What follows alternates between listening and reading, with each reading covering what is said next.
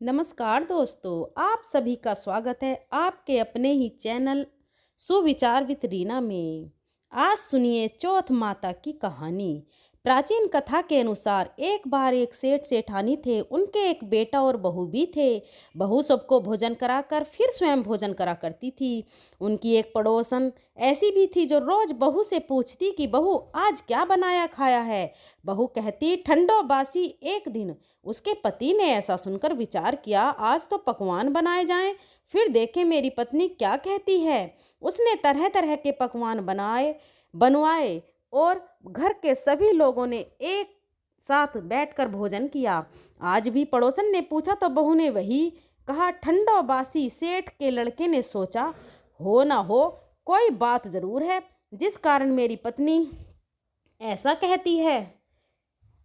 फिर उसने अपनी पत्नी से पूछा, तुम रोज ठंडो बासी खायो, ऐसा क्यों कहती हो, जबकि हम सब ने तो एक साथ बैठकर कई तरह के पकवान खाए थे। तब उस पत्नी बोली, हम सब जो खा रहे हैं वह हमारे बाप दादाओं की कमाई है।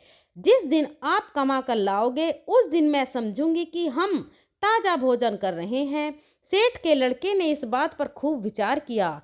फिर एक दिन अपनी माँ से बोला, माँ मैं एक बड़े शहर में पैसे कमाने जा रहा हूँ। माँ बोली, बेटा हमारे पास तो इतना धन है कि खाए नहीं खाया जाएगा। माँ के मना करने पर भी बेटे ने खुद कमाने का निश्चय कर लिया और जाते समय अपनी पत्नी से बोला कि मैं जब तक कमा कर बहुत सारा धन लेकर वापस ना लौट आऊं, तुम चूल्हे की आग मत बुझने देना। और फिर एक दिन चूल्हे की आग बुझ गई।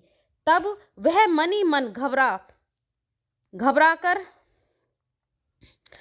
लगी कि कहीं मेरे पति पर कोई संकट तो नहीं आ गया है। वह जल्दी से पड़ोसन से आग लाकर चूल्हे की आग जला दूं, ऐसा सोचकर वह पड़ोस में गई। वहां पड़ोसन चौथ माता का व्रत पूजन कर रही थी। पड़ोसन ने कहा, बहन थोड़ी देर में आकर ले जाना। बहू ने पड़ोसन से पूछा कि आप यह व्रत क्यों करती हो, इससे क्या मिलता है। पड़ोसन बोली, चौथ माता के इस व्रत को करने से अन्न लक्ष्मी मिले और अपनी मनोकामना भी पूरी होती है। अब बहू भी चौथ माता का व्रत करने लगी। दीवार पर चौथ माता बनाई और उस दिन घी गुड़ का चूरमा बनाकर रात को चंद्रमा को अर्घ देकर भोजन करती।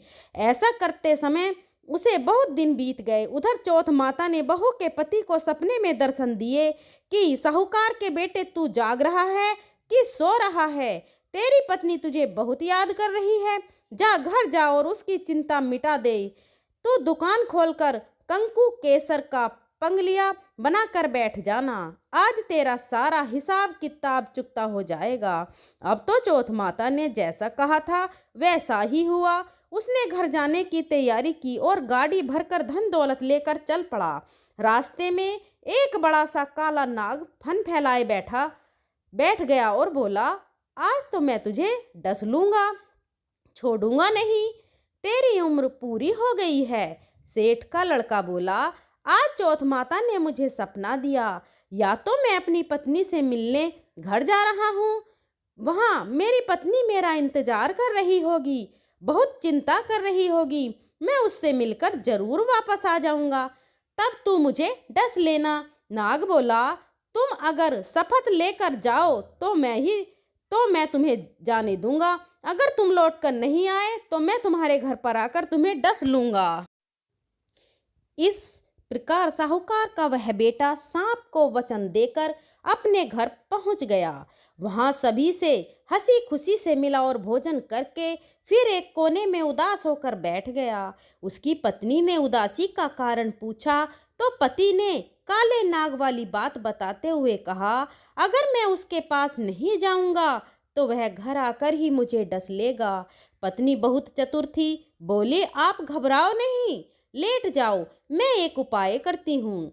पत्नी ने कमरे की 7 पेढ़ी धोई। पहली पेढ़ी पर तेल, दूसरी पर इत्र, तीसरी पर गुलाल फूल, चौथी पर कंकु केसर, 5वीं पर लड्डू पेठा, छठी पर गादी गलीचा और 7वीं पेढ़ी पर दूध से भरकर कटोरा रख दिया। इस प्रकार वह 7 ही पेढ़ी सजाकर बैठ गई। आधी रात होते ही वह नाग आकर पेढ़ी चढ़ने लगा। पहली पेढ़ी पर रेत में लौट गया और कहने लगा, सेठ की बहू ने आराम तो बहुत दिया, लेकिन क्या करूं, वचन से बंद कर आया हूं, इसलिए डगमगा जरूर। इस प्रकार 7 ही पेढ़ी हो पर वह नाग आराम करता हुआ और कहता कि डसूं कि न जाने वाला है कि चौथ माता ने विचार किया कि अगर मैं इसे नहीं बचाऊंगी तो संसार में धर्म कर्म और व्रत पूजन फिर कौन मानेगा। अब तो गणेश जी, चंद्रमा जी और चौथ माता ने साहूकार के बेटे को बचाने का विचार किया। चंद्रमा जी ने उजाला कर दिया, चौथ माता ढाल बन गई और गणेश जी ने तलवार लेकर नाग को मार दिया और ढाल से ढक दिया। बहू भी थकी हारी सो गई। दिन हुआ तो लोग बेटे से मिलने आए, परंतु बेटा बहू तो उठे ही नहीं थे। बहुत देर हो गई तो माँ उन्हें उठाने के लिए गई। माँ ने 7 पेड़ियों पर जो कुछ देखा तो बहुत घबराई और जोर से बेटे को बहू को आवाज़ लगाई। बेटा बहू उठे तो देखा कि एक ढाल तलवार वहीं पड़ी है। अब ढाल उठाई तो वहीं काला नाग मरा हुआ पड़ा है। बेटा बहू ने सोचा कि आज तो धर्म कर्म ही आड़े आए। जब भगवान श्री गणेश और माता चौथ ने हमारी रक्षा की, चौथ माता अपने जैसे सेठ के बेटे बहू की रक्षा की, वैसे ही सबकी रक्षा करना। प्रेम से बोलिए चौथ माता की जय। अमर सुहाग और पीहर देने वाली गणेश भगवान की कहानी। एक बार की बात है, एक भाई और बहन थे। बहन का विवाह हो चुका था और भाई भी अपनी पत्नी के साथ अपने घर में रहा करता था।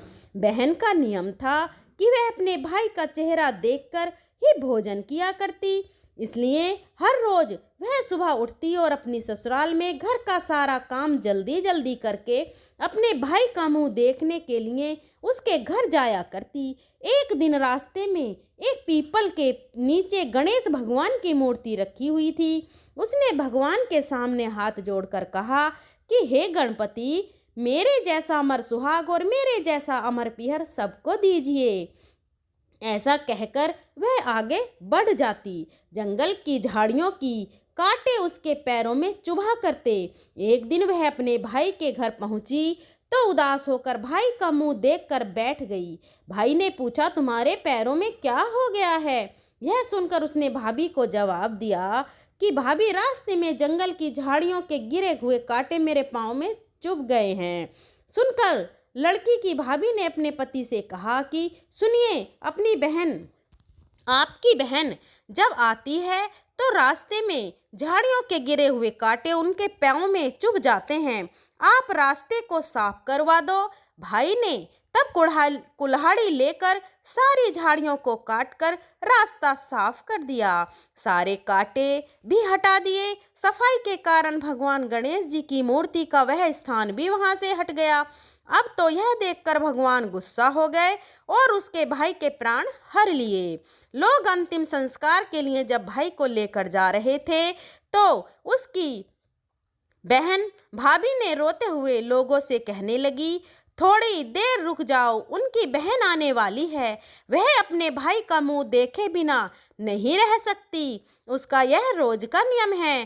तब लोग कहने लगे, आज तो देख लेगी पर कल कैसे देखेगी।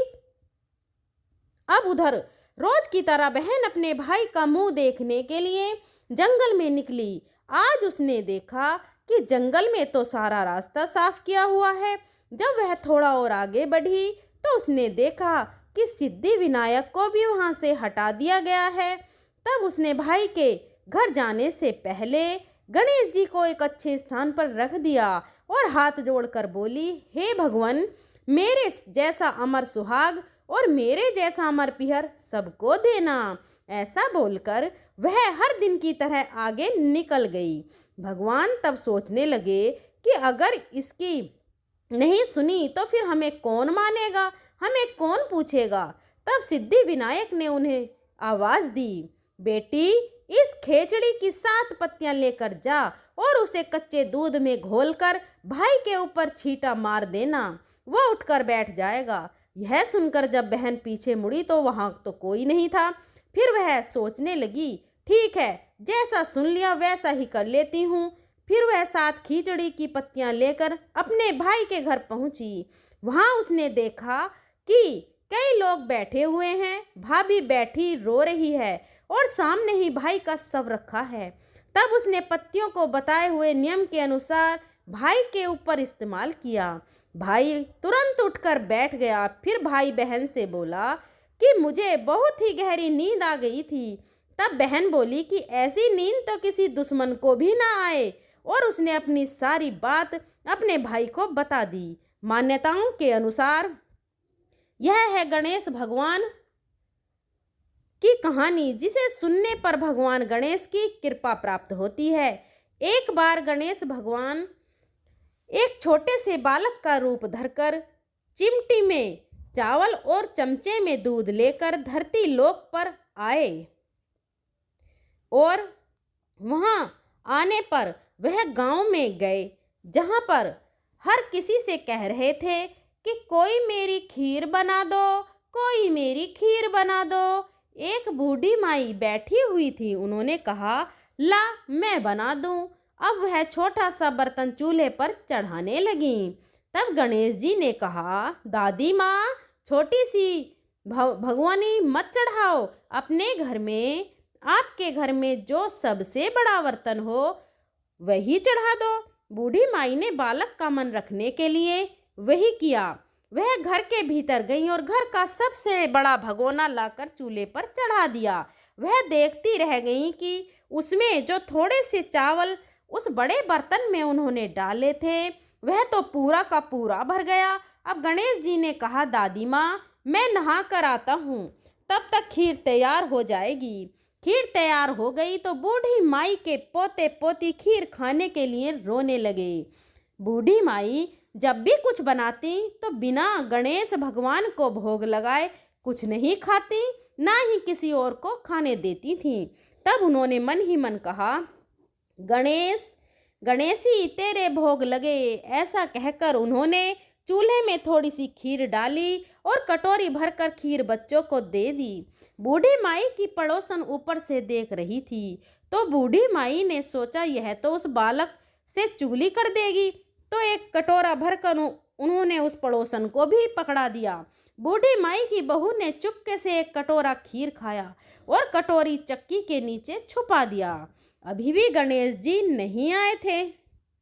बूढ़ी माई को भी भूख लग रही थी, तो उन्होंने भी एक कटोरा खीर का भरकर किवाड़ के पीछे बैठकर एक बार फिर कहा, गणेश जी, आपको भोग लगे। ऐसा कहकर भोजन करना शुरू कर दिया और खीर भी खा ली। तब तक गणेश जी आ गए, तो बूढ़ी माई ने कहा, अरे गणेश, खीर खा ले, मैं तो तेरी ही राह देख रही थी। गणेश जी ने कहा, दादी माँ, मैंने तो पहले ही खीर खा ली। बूढ़ी माई ने कहा, खीर खा ली? अरे कब खाई? तू तो यहाँ था ही नहीं। गणेश जी ने कहा, जब तुम्हारे पोता पोती ने खीर खाई तब खाई थी, जब तुम्हारी पड़ोसन ने खाई तब खाई, और जब तुम्हारी बहू ने खाई तब भी मैंने खाई। अब तुमने खाई तो मेरा तो पूरा पेट ही भर गया। बूढ़ी माई ने कहा, बेटा, और सारी बात तो सच है, पर बहू बिचारी का नाम मत लो। वो तो सुबह से काम में लगी हुई है, फिर भला उसने खीर कब खाई? तब गणेश जी ने कहा, अरे दादी, चक्की के नीचे देखो तो झूठा कटोरा पड़ा है, और तुमने तो मुझे भोग लगाया, लेकिन तुम्हारी बहू तो वैसे ही खा गई। बूढ़ी माई ने कहा, अच्छा बेटा, घर की बात है, घर में ही रहने दो। अब बताओ तो जरा, यह बची हुई खीर का मैं क्या करूं? तो गणेश जी ने कहा, नगरी जिमा दो। पूरी तो बूढ़ी दादी ने पूरी नगरी जिमा दी, फिर भी खीर का बर्तन पूरा भरा ही था।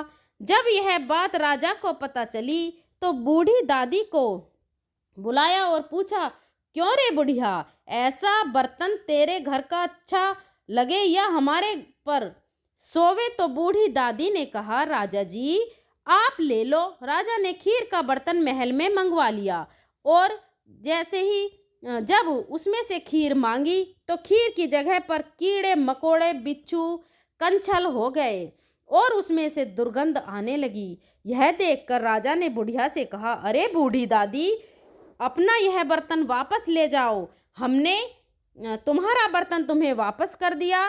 तब बूढ़ी माई ने कहा, महाराज, अगर आप देते तो पहले ही कभी देते, यह बर्तन तो मुझे मेरे गणेश जी ने दिया है। ऐसा कहकर बूढ़ी माई ने वह बर्तन वापस ले लिया और उनके हाथों में लेते ही उस बर्तन की दुर्गंध दूर हो गई, सुगंधी आने लगी।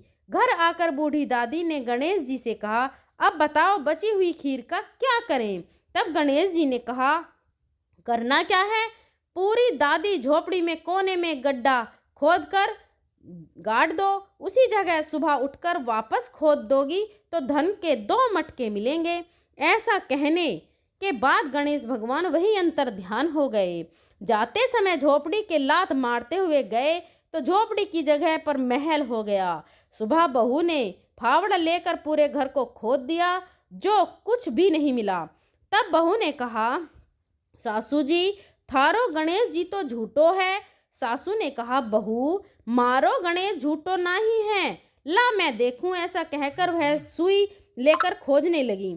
जब वह सुई से खोद रही थी तो टन टन करते 2 धन के मटके निकल आए। अब की बहू रानी बोली, सासू जी, गणेश जी तो साचो हैं। सास ने कहा, अरे बहू रानी, गणेश जी तो भावनाओं के भूखे हैं। हे गणेश जी भगवान, जैसा आपने बूढ़ी दादी को दिया वैसा सबको देना। विनायक जी की कहानी कहने वाले, हुंकार भरने वाले और आसपास के सुनने वाले सबको देना। बोलो गणपति महाराज की जय। दोस्तों, अगर वीडियो पसंद आई हो तो वीडियो को लाइक करें, अपने फ्रेंड फैमिली में शेयर करें। अगर बोलने में कोई त्रुटि हुई हो तो मैं क्षमा प्रार्थी हूँ। मिलते हैं अगली वीडियो में, तब तक के लिए धन्यवाद।